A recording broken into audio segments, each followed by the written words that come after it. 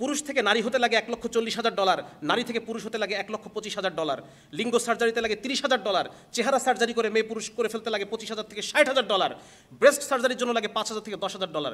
শুধু তাই না, প্রতি বছর তাকে হরমোন নিয়ে নিয়ে মেয়ে হয়ে থাকতে হবে, প্রতি বছর তাকে হরমোন নিয়ে নিয়ে ছেলে হয়ে থাকতে হবে। এটা একটা খরচ আছে, প্রতি বছর $1,000 উপরে তাকে খরচ করতে হবে। 2017 সালে শুধু পুরুষ থেকে নারী হওয়ার যে মার্কেট, এই মার্কেটটা ছিল $11.5 কোটি, এবং 2024 সালে এই মার্কেটটা গিয়ে দাঁড়াবে $97 কোটি।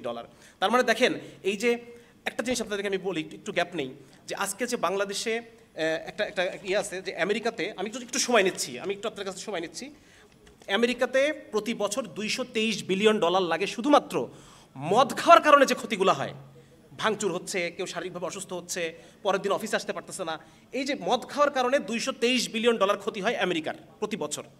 আমাদের বাংলাদেশ এই ক্ষতিটা থেকে বেঁচে আছে না বেঁচে নাই? এই খরচটাকে আমাদের করা লাগতেছে, এই টাকাটাকে আমাদের নষ্ট হচ্ছে, এটা আমাদের ওলামায়ে কেরামের অবদান। আমাদের ওলামায়ে কেরাম মদের ব্যাপারে, জুয়ার ব্যাপারে, জিনার ব্যাপারে মানুষের মধ্যে এমন একটা অবস্থা, এমন একটা মনোভাব তৈরি করে রাখছেন, যার কারণে এই বাংলাদেশের বিলিয়ন বিলিয়ন বিলিয়ন ডলার বেঁচে যাচ্ছে। তাহলে আজকে এই যে নতুন করে আমাদেরকে এত বিলিয়ন ডলার এই দেশকে খরচ করতে হবে, তো এটা আমাদের কিছুই করণীয় নাই, আমাদের ডাক্তার সমাজের কিছুই করণীয় নাই। আজকে কেন একজন ডাক্তারের বিরুদ্ধে কথা বলবে না যদি সে আসলে দেশপ্রেমিক হয়ে থাকে? আজকে আমরা ওলামায়ে কেরাম দেশপ্রেমিক, তারা এই বিষয়ে কথা বলতেছেন। এটা কি শুধু ওলামায়ে কেরামের জিনিস? আমরা যারা সাধারণ মানুষ, আমরা যারা সাধারণ বাবা, আমাদের কোনো এখানে বলার কিচ্ছু নাই? আপনার ছেলে তো, আমাদের ওলামায়ে কেরামের সন্তান তো এখানে পড়ে না, তবু তারা কথা বলতেছে। তাহলে আজকে আপনি যাদের সন্তান এই পাঠ্যপুস্তক পড়বে, যাদের সন্তান এই কনফিউশনের মধ্যে ভুগবে, এই মানসিক অসুখে তারা আক্রান্ত হবে, তারা সে কোনো কথাই বলতেছেন না। কেন এরকম হচ্ছে? তাহলে ভুক্তভোগী তো আমরাই হব। সেদিন একটা ভিডিও খুব ভাইরাল হয়েছে, সেই ভিডিওতে দেখা যাচ্ছে যে আমেরিকার একজন বাবাকে এনে একটা লাইভ শোতে বসানো হয়েছে, আর তার ছেলে যে সব পুরো সার্জারি করে মেয়ে হয়ে গেছে, সেই ছেলেটা মানে এমন যে লম্বায় 6 ফিট, এরকম কাঁধ প্রশস্ত, মাসল, মানে পুরো একটা শক্ত সমর্থ পুরুষ। সে মেয়েদের পোশাক পরে, সে মেয়েদের মতো বড় চুল নিয়ে এসে বাবার সামনে চেয়ারে বসলো।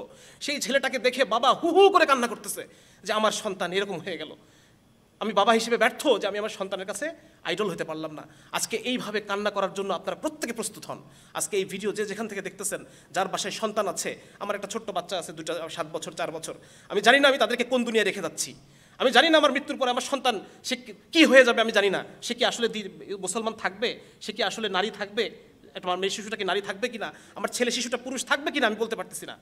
তো আজকে এক অসহায় বাবা হিসেবে আপনাদের সামনে আমি আসছি, এবং আপনারা প্রত্যেকে যার যার জায়গা থেকে আওয়াজ তুলেন, যার যার জায়গা থেকে এটা নিয়ে আপনারা আলোচনা করেন, যাতে করে এই জিনিসটা এখানেই যেন এই জিনিসটা থেমে যায়। এই সমস্ত যারা এনজিও, যারা অপকর্ম করতেছে, যারা আমাদের সন্তানদেরকে আমাদের কাছ থেকে ছিনিয়ে নেওয়ার চেষ্টা করতেছে, আমাদের পরিবারগুলোকে ভেঙে ফেলার জন্য তারা যত ধরনের প্রচেষ্টা সব কিছু তারা করতেছে, তারা যেন নিবৃত্ত হয়, তারা যেন নিরস্ত হয়, এই জন্য আমাদের সবাইকে ঐক্যবদ্ধভাবে কাজ করতে হবে। এখন আমি খুব সংক্ষেপে 2-1টা পরিকল্পনা আমি উপস্থাপন করার চেষ্টা করছি। 1 নম্বর হচ্ছে, এখনও পর্যন্ত আমাদের দেশে মানুষ, আমরা ধর্মপ্রাণ, ধর্মভীরু, ওলামায়ে কেরামের অবস্থান আমাদের সামনে অনেক উঁচু, সেজন্য আমাদের ওলামায়ে কেরামের কেন্দ্রীয় দিক নির্দেশনা আসতে হবে।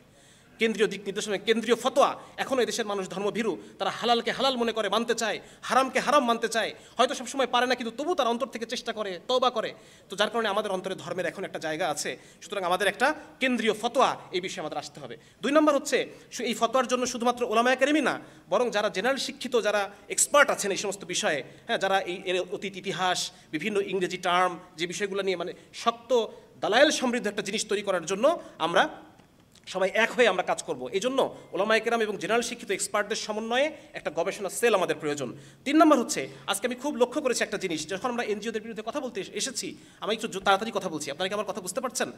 জি, যখন এনজিওর বিরুদ্ধে কথা বলতে এসেছি, আমরা একের পর এক বলে যাচ্ছি যে টিনের চাল খুলে নিয়ে গেছে, গরু নিয়ে গেছে, কিন্তু আমাদের কাছে কোনো ডকুমেন্ট নাই, আমাদের কাছে কোনো ডেটা নাই যেটা নিয়ে আমরা কথা বলবো। অথচ ওরা কিভাবে কাজ করে জানেন? ওরা যখন এই কথা যদি ব্র্যাকের কথা বলি, তারা একটা ভার্সিটি তৈরি করছে। এই ভার্সিটির আন্ডারে তাদের বিভিন্ন রিসার্চ সেন্টার আছে। একটা সেন্টার শুধু এই জন্য ডেডিকেটেড সেন্টার শুধুমাত্র এই জন্যই, যেটা ট্রান্সজেন্ডার এবং সমকামিতা নিয়ে রিসার্চ করবে। এবং এই রিসার্চের যে ফলগুলা, এগুলো তারা নিয়ে এসে দেখায় যে এই দেশের ট্রান্সজেন্ডার অনেক কষ্টে আছে। এই রিসার্চটা তারা বিদেশে পাঠালে বিদেশিরা কি দেবে?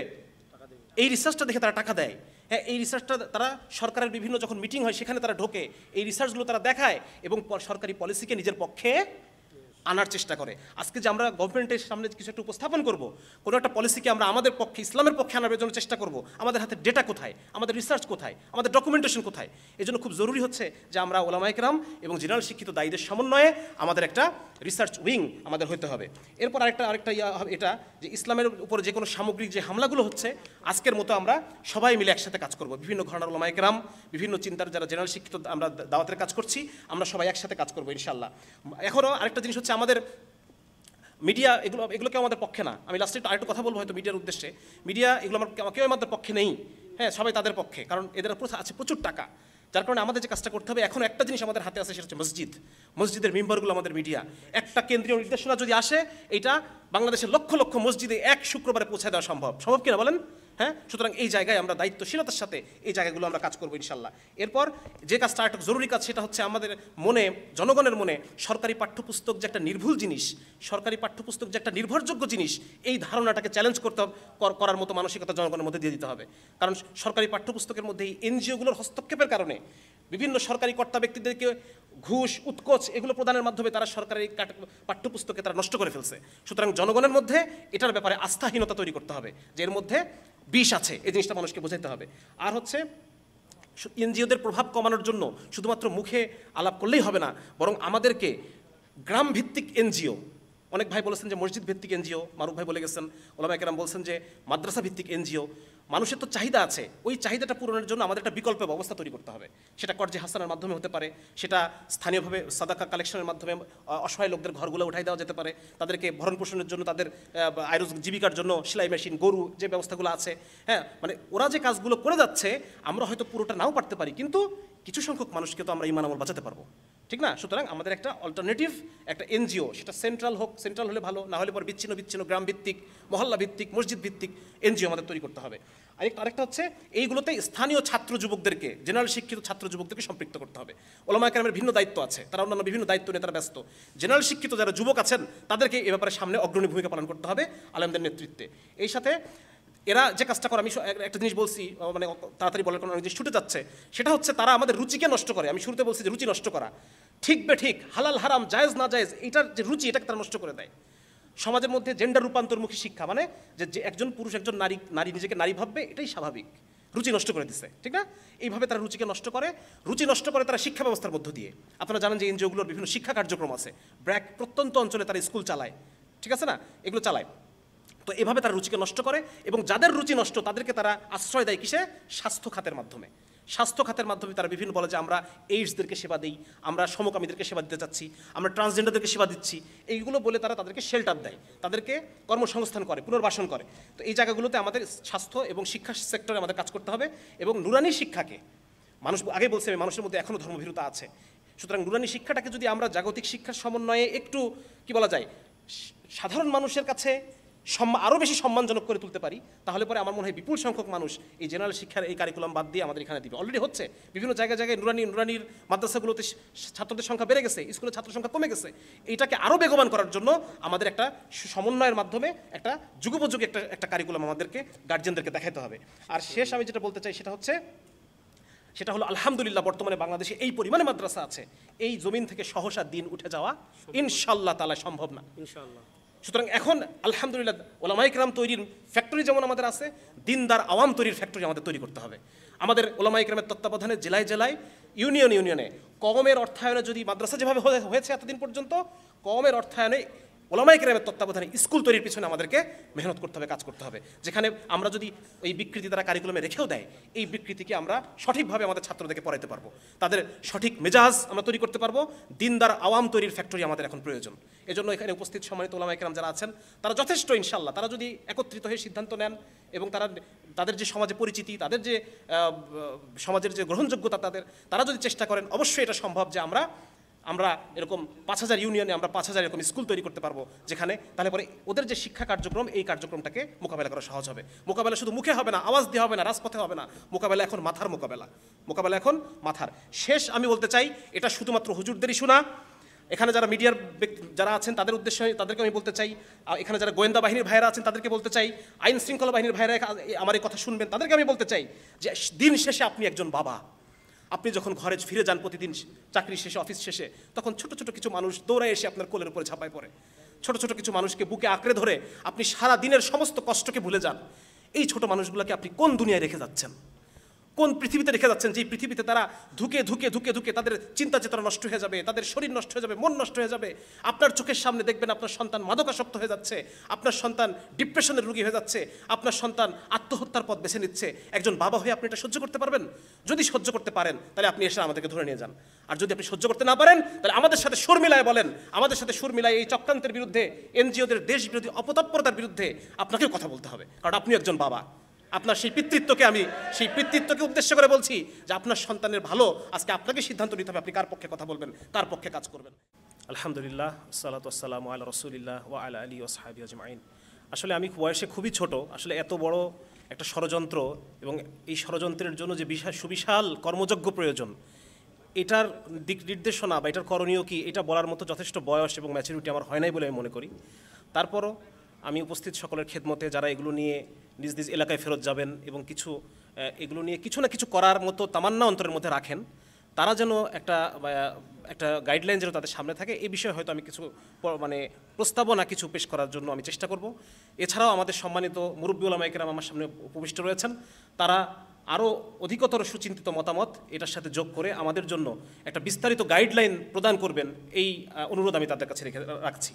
এখানে মূলত আমি একজন বাবা হিসেবে এবং আমার পেশাগত কারণে আমি একজন ডাক্তার হিসেবে এখানে এসেছি কিছু কথা উপস্থিত সকলের সামনে, এবং আমাদের এই কথা ইন্টারনেটের মাধ্যমে বাংলাদেশের কোনায় কোনায় পৌঁছে যাবে ইনশাআল্লাহ। সেই সবার উদ্দেশ্যে আমি একজন বাবা এবং একজন চিকিৎসক হিসেবে আমি কিছু কথা বলে যেতে চাই। আপনারা ইতিমধ্যে জেনেছেন যে ব্র্যাক, বন্ধু সোশ্যাল ওয়েলফেয়ারের মতো এনজিওগুলো তারা দেশ বিরোধী, সমাজ বিরোধী, পরিবার বিধ্বংসী এবং ধর্মবিরোধী ভূমিকা এই বাংলার জমিনে তারা রেখে যাচ্ছে, এবং পশ্চিমা নষ্ট সভ্যতার যে নষ্ট চিন্তাগুলো তারা আমাদের মধ্যে ছড়িয়ে দিচ্ছে, এবং তারা বিভিন্নভাবে এই কাজগুলো করছে। তারা আন্তর্জাতিকভাবে সরকারকে চাপে ফেলছে, তারা বিভিন্ন সরকারি কর্তা ব্যক্তিদেরকে বিভিন্ন প্রলোভন দেখিয়ে বিভিন্নভাবে তারা তাদের এই উদ্দেশ্যগুলো আদায় করে নিচ্ছে। এবং কেন তারা এটা করতে চায় এই বিষয়ে আমি একটু আপনাদের সামনে পুরনো একটা ইতিহাস আমি আপনাদের সামনে তুলে ধরতে চাই। 1813 সালে আমি আপনাদেরকে নিয়ে যেতে চাই। 1813 সালে মাদ্রাজে, যে ব্রিটিশ উপনিবেশ মাদ্রাজে, সেখানের গভর্নর ছিলেন কর্নেল থমাস মনরো। এই কর্নেল যখন ইস্ট ইন্ডিয়া কোম্পানির বার্ষিক যে অধিবেশন, সেখানে যখন বার্ষিক রিপোর্ট পেশ করছে, তখন উনি সেখানে বলছেন যে ব্রিটিশদের তৈরিকৃত পণ্য ভারতীয়রা ব্যবহার করছে না। আপনারা ব্রিটিশরা যে এত ভর্তুকি দিচ্ছেন, এত কম লাভে জিনিসপত্র এখানে দেওয়ার চেষ্টা করছেন ইস্ট ইন্ডিয়া কোম্পানি, কিন্তু আপনাদের এই পণ্যগুলো তারা ব্যবহার করছে না। তখন বলছে কেন ব্যবহার করছে না? আমরা যদি আরও দাম কমিয়ে দিই, আমরা যদি আরও ভর্তুকি দিই, বা আমরা যদি লসে বিক্রি করি, তবু কি তারা ব্যবহার করবে না? তখন কর্নেল মনরো বলতেছেন না, তবুও ভারতীয়রা এই পণ্য কিনবে না। তো উনি জিজ্ঞেস করছে কেন? তখন বলতেছে কারণ ভারতীয়দের রুচি এমন না, তারা যে ব্রিটিশ পণ্য কিনবে। উদাহরণ দিচ্ছেন উনি যে একজন হিন্দু পণ্ডিত তিনি মাটিতে বসে খান, আমরা মুসলমানরাও মাটিতে বসে খাই, আমাদের সুন্নাহ। উনি বলতেছেন একজন হিন্দু পণ্ডিত তিনি মাটিতে বসে খান এবং তার তো ডাইনিং টেবিলের দরকার নাই, সুতরাং আপনি তাকে ডাইনিং টেবিল কিনে দিতে পারবেন না। একজন মুসলমানরা যে ধরনের পোশাক পরিধান করে, তারা তো আপনার ইউরোপিয়ান কাটের পোশাক তারা কিনবে না। সুতরাং সবার আগে তাদের রুচিকে পরিবর্তন করতে হবে। কীভাবে পরিবর্তন করতে হবে? 1813 সালে ঘটনা শেষ। 1835 সালে উপমহাদেশে নতুন শিক্ষাক্রম তৈরি করা হলো, নতুন পাঠ্যপুস্তক, নতুন শিক্ষা ব্যবস্থা।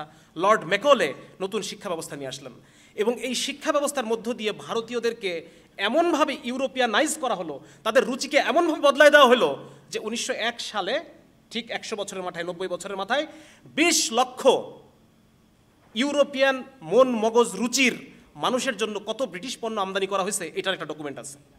আমি ব্যাপারটা বুঝতে পারছি আপনাদেরকে, যে শিক্ষা ব্যবস্থার মধ্য দিয়ে মানুষের রুচিকে পরিবর্তন করা হয়, যেন এই বিশাল যে আন্তর্জাতিক যে পুঁজিবাদী যে সম্প্রদায়, তারা যেন তাদের পণ্যগুলো, তাদের সেবাগুলো আমার কাছে বিক্রি করতে পারে।